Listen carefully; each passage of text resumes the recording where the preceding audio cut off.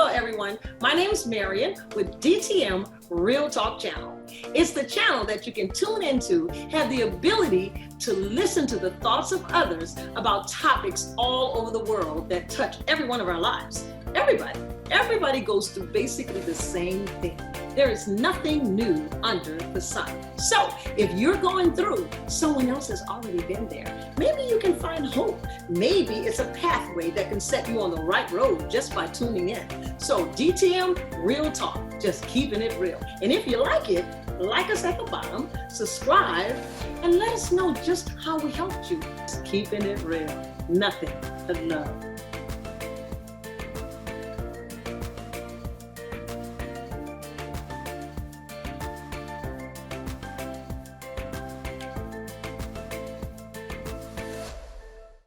Good evening, good morning, wherever you are. This is DTM Real Talk, and we're just keeping it real today. And I have a very special guest. And y'all be saying, like, she always got a special guest. Well, I do. This special guest is, don't tell me because I just forgot his name because I just met him. Jason Banks, right? That is it. That's my name. Jason, and you do make me feel special too. Say hi to the good folks out there. Hello, how y'all doing? It's good to be here. Very well, very well. Well, let me tell you guys how I met Jason. Well, actually, my cousin was on her way to work or church. I can't remember. She was on her way somewhere. And Jason was the Uber driver. Am I not correct about that? That is correct. That is correct. Yeah. And so anyway, they had conversation and that was it. And so she gets off the phone and calls me. Let me turn this phone off before somebody decides to call me now. She gets off the phone and called me. And she's like, cousin, I got somebody for the show. I got somebody for DTM. They got a powerful story. She's always looking for people with powerful stories to refer me, right? So she says, you had a powerful story. And I called Jason and I asked a little bit about him. And I said, stop. I don't want to know anymore. I want you to tell it on DTM. So I can say that I have not heard your story, right? That is correct. That's correct. So again, I'm so happy that, we have this opportunity. And of course, hopefully, others will find the story inspiring and possibly, I need to turn my phone on vibrate. I'm sorry, y'all. Knock yourself out. And other people may find that this could inspire them. So when times get hard, to kind of knuckle down and get on it. And Awesome. Thank you. And we did get to talking about eating habits. Did that conversation come up, Jason? I forgot. I don't know. I've been dealing with some health issues, basically primary diet, and I was a vegan, got back on meat, and now I'm back vegan because it helps basically with my pressure situations. And certainly a lot of health things have gotten better since I got back on a total vegan diet. But that's how we started talking about our friend who you introduced me to. Yes. Well, I need to tell y'all, Jason blamed me. He just met me. He gonna blame me. He was on a water diet for a couple of days. And I told him about Too Fat Vegan. Corey, I hope you're listening. I told him about Too Fat Vegan, and he said, "Oh, I'm gonna go over there. You're making me quit my diet today." I said, well, me. I was on a 24-hour. I was actually supposed to be on a 36-hour water fast. Yes. Just meditating, concentrating, asking the Lord to make move mindly in my life. And yes, certainly I only made 24 of those 36 hours, but that's something I'm gonna do on a regular basis too. Because of me, huh? Because of me, huh? Because of the food, Miriam. It was the food.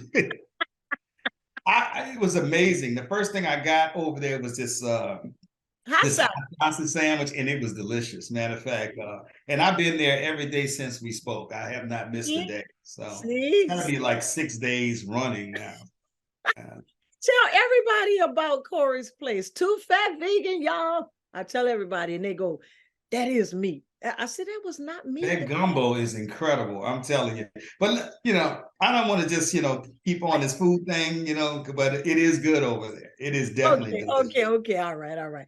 Well, let's get started with your story because I want to hear it. So where were you born? I was born here in New Orleans. in Flint Goodrich Hospital, you know. Okay, so you weren't no charity baby. You was a Flint Goodrich boy.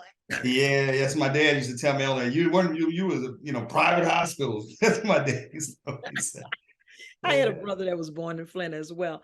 Okay, you have siblings? Are you married? Children? Let's talk about that.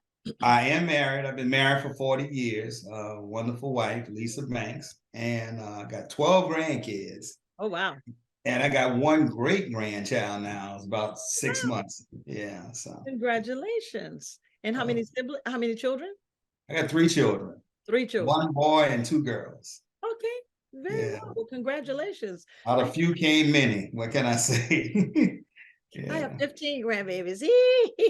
Oh, okay. You right there with me, the numbers, huh? 15, yes. And I'm looking forward to That's them in July. Yeah. Oh, Lord, I don't want them to hear this. They might be calling me right after.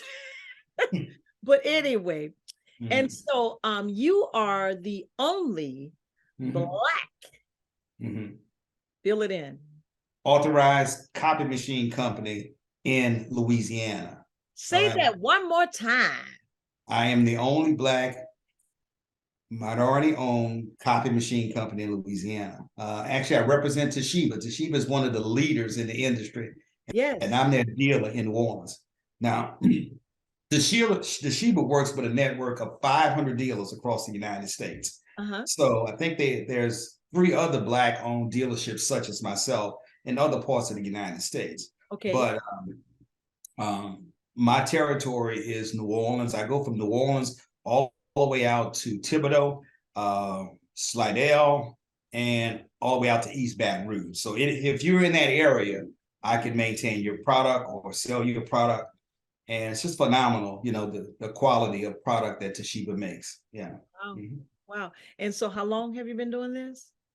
Well, I've been in the business for myself for 34 years, but I actually started in 1981 as a technician for a company called Lanier Business Products. Okay. Which I excelled with that company. And, of course, it's put me in a position of being in my own business today.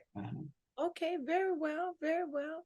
Well, what I want the good folks to know is let's talk about the very, very beginning when you started to be on your own. Let's talk about that. And yeah. Well, I could say my success in being in the business, it started with adversity. One is that in 81, I worked with Lanier. In 83, I was their #1 service technician in the region. And I thought I was going to end up being promoted. Of course, in 83, promoting me into management wasn't the desires of the company. Okay. Matter of fact, I was told they didn't have any Black service managers and they weren't ready for a Black service manager. Okay. Consequently, after being their #1 guy, believe it or not, they fired me. No. They found up a little trumped up way to get rid of me. And of course, I was let go. And I was hired by a company called Econocopy. Now, as a technician with Econocopy, I went from $35,000 a year to maybe about $16,000 a year. So I wasn't making quite as 16. Yeah, about 16. Wow. And it was real kind of rough at the time. So the nature of me starting my business was that I went after Lanier's customers. I had been servicing a number of those customers, and they knew me as the technician. So I would go in, and my basic spiel would be, "Hi, how you doing? I normally would be the guy repairing your machines, but I started my own business, and I know Lanier charges $125 an hour, but my rates are only $45, and I do the work." And most people gave me an opportunity. So I had the job with Econocopy, and I was building a company at the time, working with Econocopy on my own. Now, I also coupled as the sales rep for Econocopy because John Guyton, he didn't have a sales force, so I would sell his machines. And he gave me the flexibility to sell my own customers. So he would sell me the machines at a discount, and I would sell it to a client. And he showed me all the aspects of opening my own business. Matter of fact, he told me, he said, "Well, look, I can see you want to open your own business, Jason. And as long as you don't mess with my customers, I would help you." Okay. And to be honest with you, he did help me get a foothold in this industry. After developing a number of clients. My first dealership was with Sanyo. Now, Sanyo, was a international company, and they made about 3 different copies. I sold a ton of those. And I met a guy named Melvin Walker. I don't know if Melvin's passed now, but Melvin had a training institute, Walker's Institute, was on Poydras and Galvez, that big facility, and it was called Walker's Institute. Well, I went to Mr. Jones's office to repair his copier, because at that time I worked on I don't care if you had a Ricoh, Canon, Sharp, whatever you had, I worked on it, because the technology is all the same. So Melvin, I can't remember what kind of machines he had, but the bill came to a couple of $100. So, and at that time I was operating out of my house. All right. Okay. So Melvin told me, he said, well, look, Jason, he said, how much I owe you? And I told him $200. He said, well, he took me to a little room in the back. He said, well, where you operate your business from? And I told him I was operating my business from my house. He said, well, will this office work for you? Could this be your office? And I told him, yeah. So I moved all of my stuff up to Walker's Institute, and I ran my business out of there for right about a year, right? On Poydras. On Poydras and Galvez, Okay. Now, Mr. Walker, though he had good intentions, right? My bill with him was like, he was charging me, and I'm thinking about $1,100 was my rent a month for a room, right? And I was able to find an office space on Diamond Road. That's my first office I rented myself, was on Diamond Road. And I ended up transitioning over to that because I couldn't pay Mr. Walker. Mr. Walker would come to me sometimes and he'll say, well, Jason, your bill is $4,000, and and how much I'm gonna own a company eventually. And I just felt a little threatened because I couldn't pay him. Right. So I moved out and I got my own place, and ever since then I've been been on my own, But I went from Sanyo to Kyocera. Kyocera, I had Kyocera dealership before Kyocera didn't even have a name. Nobody knew about Kyocera. I've never heard of that. Well, Copy Store Kyocera is a name brand now that's very fierce competition of mine, to say, because their price structure is good too, just like Toshiba, and they make good products. But I was a Kyocera NEC dealer, Okadata dealer, and finally I got the flagship. I got Toshiba. So I made a bunch of transitions. I moved from Diamond Road to I built a place next to my house that served as my business. Right after that, I spent about maybe 60, 70,000 and constructed a real nice building with everything elaborate in it. And that was my office, right? And then I was convinced by the Halperns with Halpern Furniture Store, who was one of my customers at one time, to move into the Coca-Cola bottling plant, right? And I moved in the Coca-Cola bottling plant, and that didn't work. And I had a different concept of what I wanted to do, so I moved into the Carrollton Shopping Center. I remember the Carrollton Shopping Center. And I renamed my company at that time Reliable Mail and Copy Center. And I developed a concept even before the UPS store and the FedEx store was open. I was shipping FedEx out of that place. I had P.O. boxes where you could rent.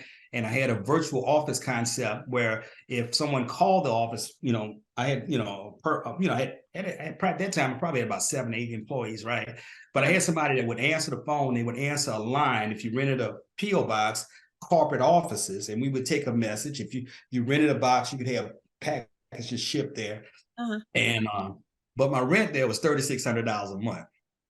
And I had about 8 employees. And at the end of the day, I was end up paying everybody. And at the end of the day, I wouldn't have any money. All right. So you could really make a lot of money, but still be overextended to the point where, it's just a glorified business. And at that time, even though it looked good, I had a real fancy looking facility, I wasn't making any money. Right. Yeah. So changed my concept a minute, and that's how Java Copy Zone came in about. I rented at 616 Barone Street in the Central Business District. I rented a building there, and I built out a restaurant, and it was I called the restaurant Java Cafe, right? And in that restaurant, and it was open from 2004 to 2007, all right? Yeah. And that was even before I opened, the Toshiba dealership. But again, I was at that time doing NEC, and I think I was doing Kyocera at that time when I was in that location. But my restaurant, which was a section. Let me pause you for a second. Yeah. So as you transition to one of these business locations, were there any challenges that you encountered as you were moving? Oh, certainly. All of it required a build out. Like, for instance, when I was in the Carrollton Shopping Center, even though the Carrollton Shopping Center management people paid for the renovations, but there were P.O. boxes that had to be installed professionally. They had carpet they had to put on the floor, had counters that had to be built out. It was really set up like a really professional. I even had a meeting area where if you want to have a private meeting, I had an office, sort of like an executive. Like a Regis setup. Yeah, so it was really set up nice, but it was just, I had overextended the amount of money that I was paying to be there. Yes. So I needed to make a drastic change outside of like just been having a glorified business and really not making any money. So moving and changing my whole concept of what I was doing into the restaurant, because the restaurant typically was making about $1,200 to $1,500 a day. And then right after Katrina, I was doing about $3,000 a day out of the restaurant. Right. So, because, in the CBD, none of that got damaged. So I was able to immediately open up right after Katrina.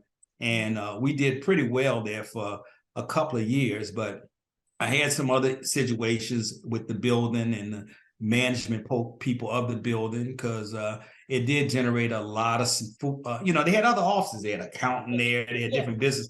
And the place always smelled like food because it had a restaurant. But if in my contract, it was understood that I was going to have a restaurant, then you should have understood that there was. So when my lease was up, they wouldn't renew it. And I ended up moving out of there. And then, from there, I went, where did I go after that? Lord, and I made so many moves.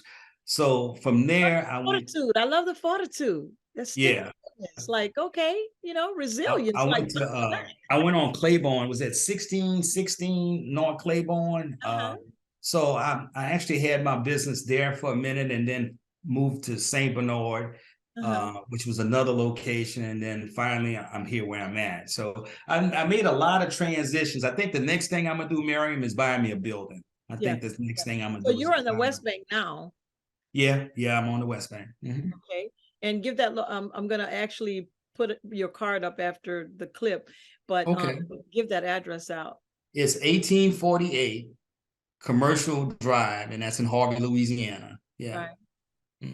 Yes, and if you guys have any churches, any businesses that need copiers or servicing copiers, you can reach out to Jason, and I'm going to have all that information after the clip. So, and something real special for nonprofits, we offer a 75% discount. So, and that's the same discount that's offered to the state of Louisiana. We're on state contract, so we can offer some fantastic discounts when it comes down to churches and nonprofits or state agencies.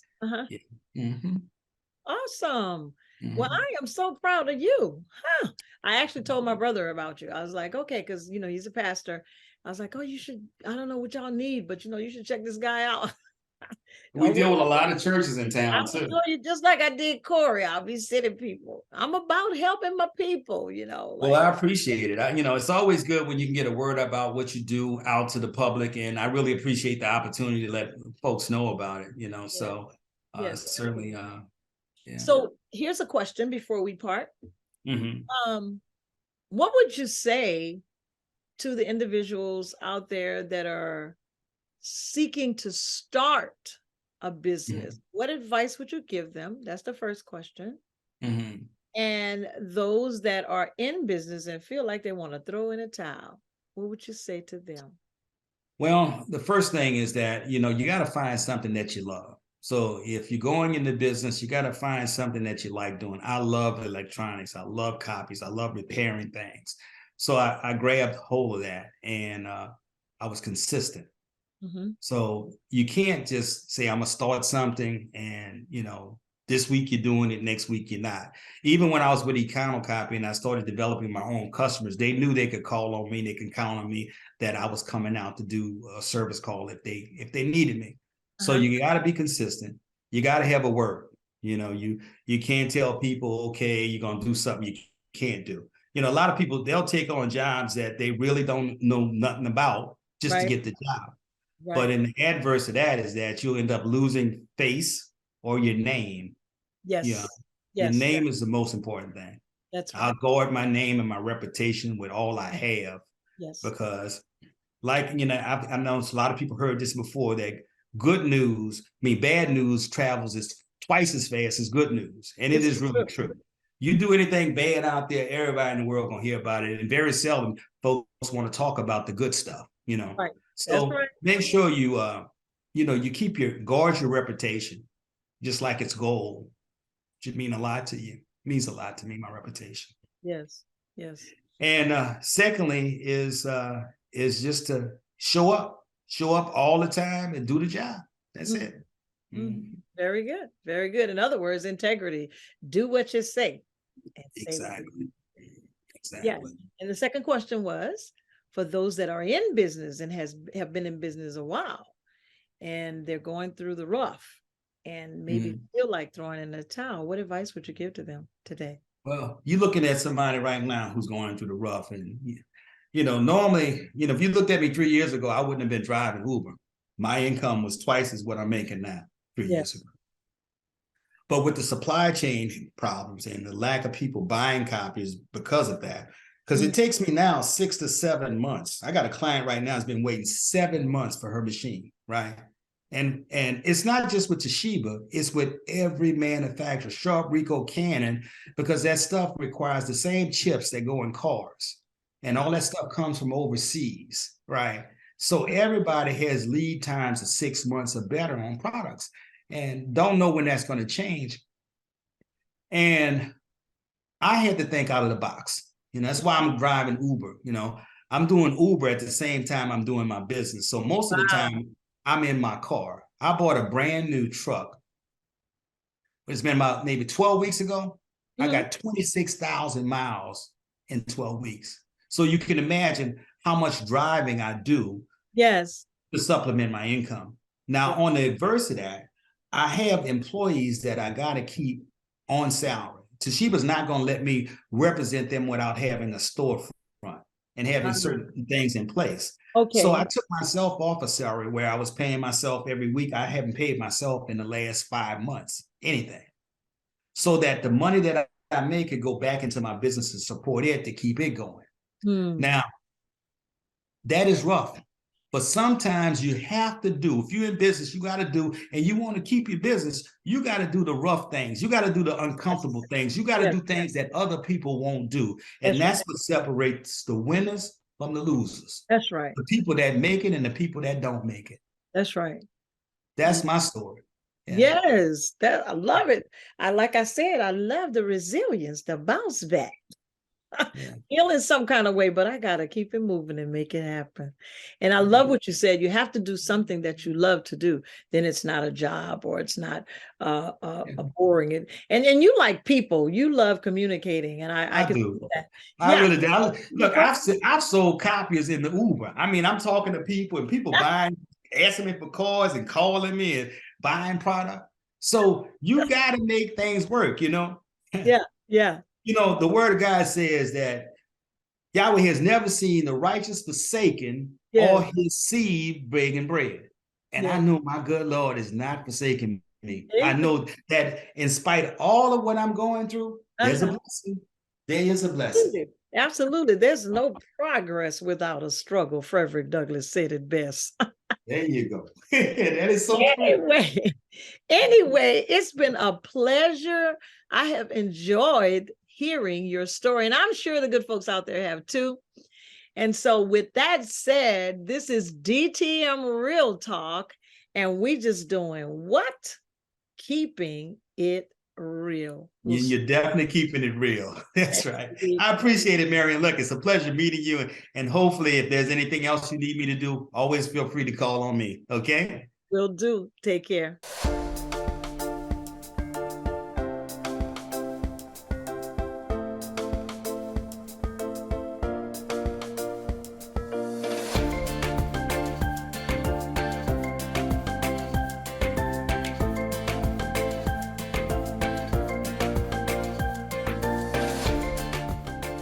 Thanks for watching DTM Real Talk. Be sure to join us for more conversation. And oh yeah, don't forget to hit that like button, share, and subscribe while you're there.